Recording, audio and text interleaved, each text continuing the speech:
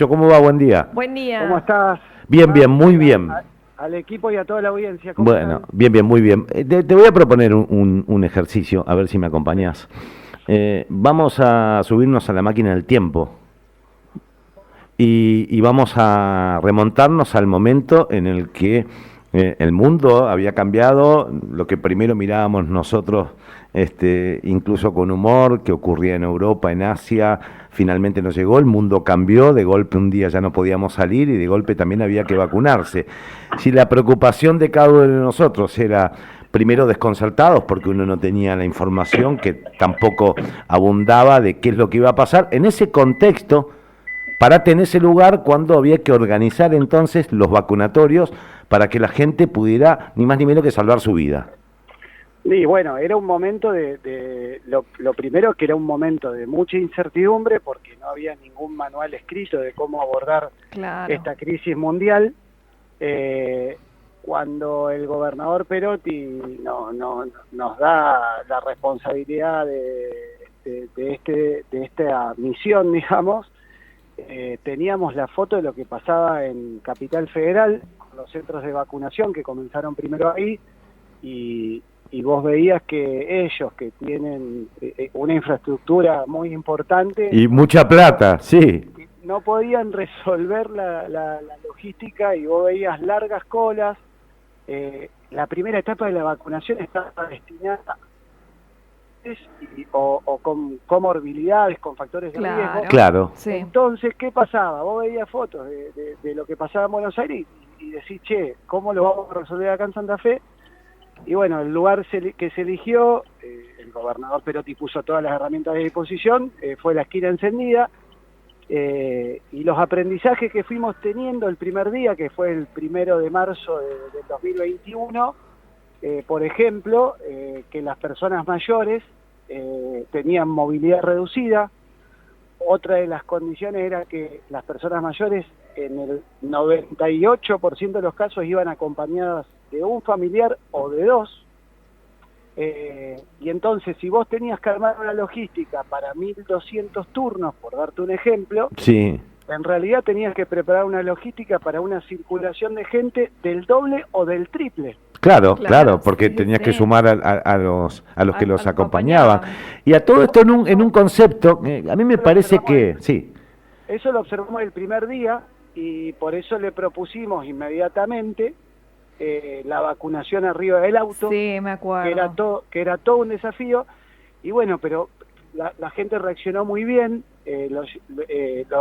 ¿Por qué lo recibió muy bien? Porque esa persona mayor que tenía muchos conocidos, muchas personas cercanas que estaban en terapia intensiva con la noticia de que las camas no alcanzaban, esa Claro. persona mayor que había perdido a mucha gente conocida o familiares, Sí. tenía que tomar la decisión de ir a un centro de vacunación masivo, que ellos esperaban encontrarse con un estadio amontonados de gente y que tenían la posibilidad cierta de contagiarse el virus. Y En ese momento tenía una letalidad en las personas mayores. Sí, Tremenda. De sí. hecho, tuvimos realmente los índices de los reportes diarios. Bueno, después empezó a ser diario, pero los reportes eran catastróficos. Claro, y era tomar efectivamente, como vos decís, toda una decisión. Y ahí, La valentía que tenía que tener ese adulto mayor, esa persona mayor. Sí. para salir, Y el hijo que acompañaba a esa persona, vos tenés idea la preocupación que tenía de llevar Claro. a su papá a vacunarse. claro, Y y además ahí se suman después también, que me parece, después hacemos conclusiones, ¿no? Pero la aparición de los pibes, de la pibada, laburando en un proyecto en donde el Estado dice, che, me tengo que hacer cargo con toda esa carga, perdón por la redundancia, no, el Estado no sirve, el Estado no administra bien, el Estado, esto por ejemplo podría estar mejor administrado por laboratorios privados, digamos, era todo ese desafío, y ahí aparecieron los pibes también, los voluntarios.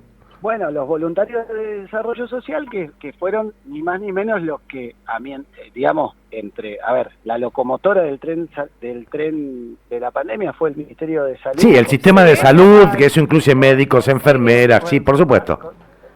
pero los voluntarios lo que le dieron a toda esta organización logística fue, para mí, humanizaron el tema Muchísimo. de la vacunación, porque te esperaban en la esquina, te esperaban en todo, te esperaban a una cuadra, ya te acompañaban en todo el proceso, te asistían en todo lo que necesitabas.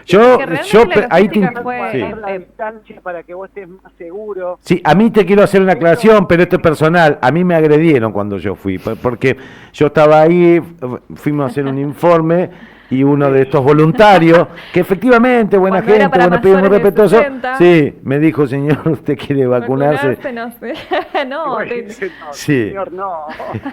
Yo medio, Señor, y no, te digo que casi que en ese momento no sobraban vacunas, ¿sabes qué? Medio que la pensé y dije... No, es que realmente rescatando esto, Nacho, la pivada, esta que fue voluntaria y que permitió que esta logística realmente se llevara de forma impecable y que laburó jornadas arduas, porque aparte, acordate que cuando arrancó todo esto, demoró en llegar el frío, o sea que al principio se comieron toda esa intensidad de calor y esa incertidumbre diaria de hasta lidiar con aquellas personas que se mostraban o expresaban en contra de las vacunas. Claro. O sea, fue todo un contexto bastante tenso también. Eso es otra cosa también. A ver, había mucho miedo y los voluntarios estaban ahí con todo el personal de salud.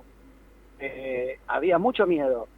Había mucha desconfianza de la vacuna. Claro. Había muchos detractores de la vacuna que iban a la puerta del vacunatorio y hacían planteos que no eran oportunos. Sí, claro. Y te planteaban el día que vos estabas vacunando con AstraZeneca, te iban y lo hacían ahí en la puerta, lo cual... sí. Había que tener paciencia también, digamos, para soportar alguna de esas cuestiones, pero yo creo que le dieron una impronta o lo humanizaron al vacunatorio, y eso es algo que es una prueba de fuego que... Sí, y la eficiencia, la humanización y la eficiencia también, porque insisto sobre esto de que no, porque lo organiza el Estado, no va a andar bien.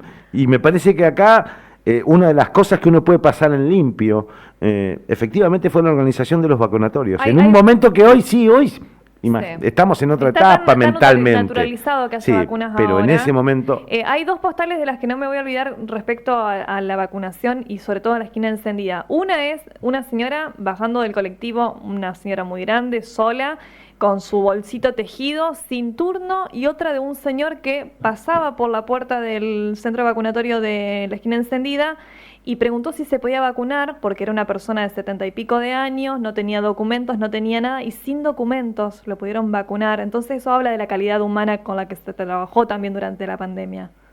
Es que, a ver, hubo una articulación de todos los niveles del Estado en un solo procedimiento, digamos. Ahí estaba informática también, que tenía todos los padrones a disposición y vos podías detectar la persona, podías... Claro.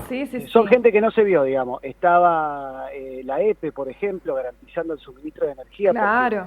Nosotros teníamos una persona que estaba velando que la luz no se corte, que claro. el grupo electrógeno funcione, se te cae el sistema. Que la vacuna que estén custodiadas. En ese momento había grupos antivacunas que hablaban de sabotaje. Todas esas cosas tal vez no llegaron al común de la gente o no tuvieron tanto repercusión en los medios, pero eran todas advertencias con las que nosotros teníamos que convivir. Sí, totalmente. Pensar que en ese momento el vacunatorio tenías que usar doble barbijo, por ejemplo, y tener los cuidados más extremos y estar expuesto permanentemente al virus que en ese momento tenía letalidad. ¿Cuántas veces te agarraste COVID vos? No, una sola vez, y fue en la última oleada de la Omicron el 31 de diciembre. Claro, pero que ya no era preocupante en términos de la letalidad. Prácticamente fue un resfrío, una febrícula y nada más, pero yo ya tenía 2. Pero vos estabas activo en el peor momento, digo, ahí la verdad que tuviste suerte porque... Sí, capaz que la adrenalina de todo este tema terminó espantando al virus, pero la verdad que la coordinación de los equipos del Ministerio de Salud, de la parte política, de la parte de empleados de planta, de los enfermeros, bueno, los voluntarios, los empleados del Ministerio de Desarrollo Social, así como las otras áreas del Estado, Bien. en esta articulación interministerial se logró un buen resultado y bueno, hoy estamos con esta noticia que te genera una doble sensación. Claro, exacto. Una buena y una mala, Sí. por el recuerdo, pero significa que estamos dejando atrás la parte más cruel de la pandemia. Y eso es Totalmente. muy interesante, digamos, Es muy así, bueno. digamos, la provincia va a seguir vacunando. De hecho, Flor daba la información Claro. hace un ratito y después la vamos a actualizar. Pero se cierra ese lugar emblemático y tiene que ver con lo que vos decís. En tu caso no me consta, pero sí me consta de Sabrina todo lo que laburó en aquella época. Así que nada, quería Bueno, homenajearla a ella. Sabrina Spretz, Daniel Ríos también, que No, Daniel Río no me consta tampoco. No, ni vos ni Daniel Río, pero Sabrina No, sí. mucha gente laburando. mucha gente laburando. No solo para la foto. Jorge Prieto, Romina Carrizo. Estaba muy emocionado Jorge Prieto ayer. Del lado de salud, por mencionarte algunos, qué sé yo, digamos, hay un montón de gente. Bueno, igual también para que esto se pueda articular con celeridad y todo, estuvo la decisión política del gobernador Perotti en todo esto, digamos, que permitió que esto también sea, no es que permitió, sino que facilitó todas las herramientas para que esto salga bien, digamos. Entonces, qué sé yo, ¿viste? El ministro de Desarrollo Social, la ministra Martorana y Capitán. Y lo de género también, porque hubo una inclusión muy importante con las disidencias que realmente hay que destacar. En su momento,